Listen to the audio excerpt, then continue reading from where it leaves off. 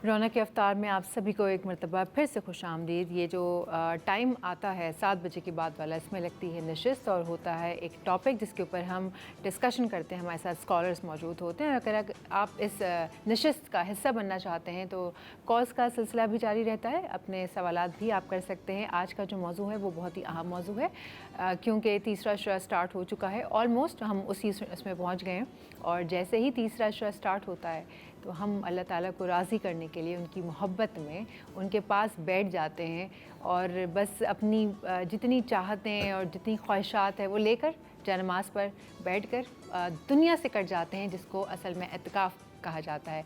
और एतिकाफ़ में बैठने के बहुत सारे अस्कार होते हैं, फ़ज़ाइल होते हैं, उसके बारे में काफ़ी सारी डिटेल्स हैं जो आज के प्रोग्राम में हम डिस्कस करेंगे।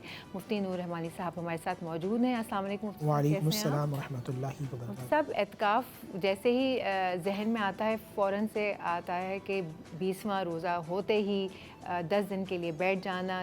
लेकिन हम ज़रा शुरू से स्टार्ट करते हैं कि एतिकाफ़ का मतलब क्या है, उसके फ़ज़ाइल क्या हैं, कैसे बैठा जाता है, डिटेल्स ज़रा हम डिस्कस करते हैं आज। नहमदुहु व नसल्ली अला रसूलिल करीम, अम्मा बाद, फ़अऊज़ु बिल्लाहि मिनश शैतानिर रजीम, बिस्मिल्लाहिर रहमानिर रहीम।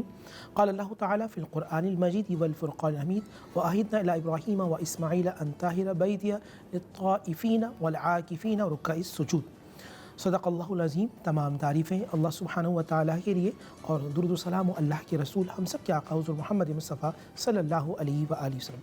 सूरह बकरा की आयत पढ़ी जिसमें अल्लाह सुब्हानहु व तआला शाह फरमाया हज़रत इब्राहीम अलैहिस्सलाम से और हज़रत इस्माईल अलैहिस्सलाम, लित्ताइफ़ीना वल आकिफ़ीना, जो लोग तवाफ़ करें और जो एतकाफ़ करें मेरे इस घर के लिए, उसके लिए तुम घर को सुथरा करो। तो एतकाफ़ के लुग़वी माने होता है इबादत के लिए मस्जिद में ठहरना, या फिर एक माना होता है धरना देना। इसकी फ़जीलत क्या है?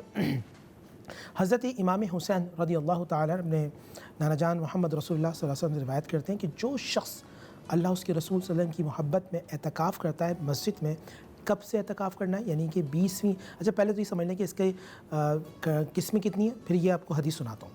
इसकी 3 इक़साम है। एक है वाजिब, एक है सुन्नत मुअक्कदा अलल किफ़ाया, तीसरी है नफ़िल या मुस्तहब। किसी ने नज़र मानी कि मेरा फ़लाँ काम हो जाए तो मैं एतकाफ़ करूँगा, तो ये उस पर एतकाफ़ करना वाजिब होगा, नहीं करेगा तो गुनाहगार होगा। वो 10 दिन का ही एतिकाफ़, वो भी 10 दिन का एतकाफ़। ओके।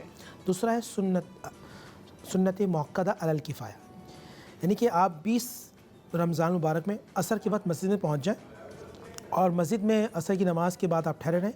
गुरूब आफ्ताब के वक्त शुरू होगा और चाँद रात को ये एतकाफ़ ख़त्म होगा। नबी पाक सल्लल्लाहु अलैहि वसल्लम कसरत के साथ यही किया करते। हुज़ूर ने पहले 10 दिन का अपना एतकाफ़ किया पहले अशरे में, फिर हुज़ूर ने एतकाफ़ किया 10 दिन का दूसरे अशरे में, फिर नबी इस्लाम ने तीसरे अशरे में किया और फरमाया इसमें एतकाफ़ करो क्योंकि लैलतुल क़द्र इस ताक रातों के अंदर है। और आखिरी है नफिल एतकाफ़। जब भी आपको टाइम मिले आप अल्लाह के घर में मर्द हज़रात या ख़वातीन जहाँ मस्जिद बैत होती है वहाँ एतकाफ़ की नीयत से बैठ जाएँ, वो नफिल एतकाफ़ होता है। अब जो एतकाफ़ करता है उसकी फ़जीलत सुनिए। इमाम हुसैन ने फरमाया कि जो शख्स अल्लाह की रज़ा के लिए एतकाफ़ करता है अल्लाह उसे 2 हज और 2 उम्रों के बराबर सवाब अता फरमाता है। ये इसकी सवाब है। और फिर नबी अलैहिस्सलाम शाह फरमाया कि जो शख्स एतकाफ़ करता है अल्लाह ताला उसका चेहरा 3 खंदक जहन्नुम से दूर कर देता है। अच्छा, एक खंदक की लंबाई कितनी है? एक खंदक की लंबाई है ज़मीन और आसमान के बराबर जो दूरी है, मुसाफत है। अल्लाह इतना चेहरा उस बंदे का जहन्नुम से दूर कर देता है। जब जहन्नुम से दूर हो जाता है इसका मतलब अल्लाह सुब्हानहु व तआला उसे अपनी जन्नत अता फरमाता है। और फिर अब्दुल्ला इब्न अब्बास रज़ियल्लाहु तआला शाह फरमाते हैं कि जो शख्स एतकाफ़ करता है अल्लाह ताला की करम नवाजी से वो गुनाहों से महफूज रहता है। यानी कि आप जब एतकाफ़ करते हैं तो आप मस्जिद में अल्लाह के मेहमान होते हैं। आप मेरे घर आएँ, आपके घर कोई आए तो आप अपनी शान व शौकत के हवाले से, आप अपने दबदबे के और अपनी इज़्ज़त के हवाले से उसे अता करेंगे। जब बंदा मस्जिद में अल्लाह का मेहमान बनता है तो अल्लाह अपनी शान के मुताबिक उसको अता फरमाते हैं और अल्लाह ताला उस पर अपनी रहमतों के दरवाज़े खोल देते हैं। सुभान अल्लाह, सुभान अल्लाह।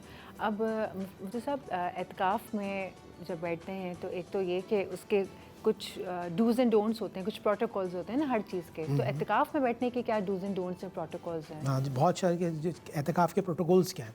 सबसे पहले तो ये कि जो बैठने वाला हो वो आकिल हो, आप इसे शराइक कहते हैं। इसमें बलूगत शर्त नहीं। ऐसा बच्चा जो बड़ा हो चुका है या समझदार है कि वो मस्जिद के तक़द्दुस को पामाल ना करे, ऐसा शख्स ऐसा बच्चा मस्जिद में बैठ सकता है। इसके लिए रोज़ा जो है वो शर्त है।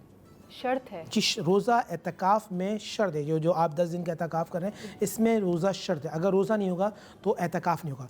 मर्द हज़रात के लिए कि वो हालत जनाबत से पाक हों, औरत जो है वो मखसूस दिनों से पाक हों, तो फिर वो दिन बैठ सकते हैं। अच्छा, मतलब बच्चे 11 साल 12 साल की उम्र से बिल्कुल बच्चा बैठ सकते हैं, बिल्कुल बैठ सकते हैं। मसाजिद में अगर उनके वालिद साहब बैठ रहे हैं तो मैं समझता हूँ कि वो बिठाएं, ताकि उनको ये मालूम चले कि अल्लाह सुब्हानहू व तआला क़ुर्ब कैसे मिलता है और हम अल्लाह को कैसे राज़ी करते हैं। क्योंकि मसाजिद के अंदर दर्स होते हैं, दर्स कुरान होता है, दर्स हदीस होता है, यानी कि अल्लाह आपसे क्या कह रहे हैं, रसूल पाक सल्लल्लाहु अलैहि वसल्लम का कौल मुबारक क्या है, नमाज को किस तरह सही तरीके से पढ़ना है, रोज़े किस तरह रखने हैं, ये तमाम एक पूरा पैकेज होता है मसाजिद के अंदर जो दर्स और तदरीस का सिलसिला होता है। और अगर कोई अपने घर में बैठना चाहे, घर में बैठ के इत्काफ़ करना चाहे, तो फिर उस हवाले से क्या गुंजाइश है? बहुत अच्छा सवाल आपने किया। देखिए, मर्द हज़रात के लिए सबसे अफजल है बैतुल्लाह, उसके बाद मस्जिद नबी सल्लल्लाहु अलैहि वसल्लम, उसके बाद मस्जिद अक़सा, उसके बाद जो जामा बड़ी मस्जिद है वहाँ एतकाफ़ करेगा मर्द।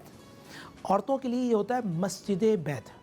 मर्द घर में एतकाफ़ नहीं कर सकता, ये ज़हन में रखिएगा। मर्द के लिए मस्जिद है। औरतों के लिए कहाँ है? औरतों के लिए मस्जिद बैत वो जगह होती है जहाँ घर के अंदर वो कमरा मखसूस कर लेती हैं खातून के, मैं यहाँ नमाज़ पढ़ती हूँ, जिसे हम उर्फ़ा में कहते हैं नमाज का कमरा।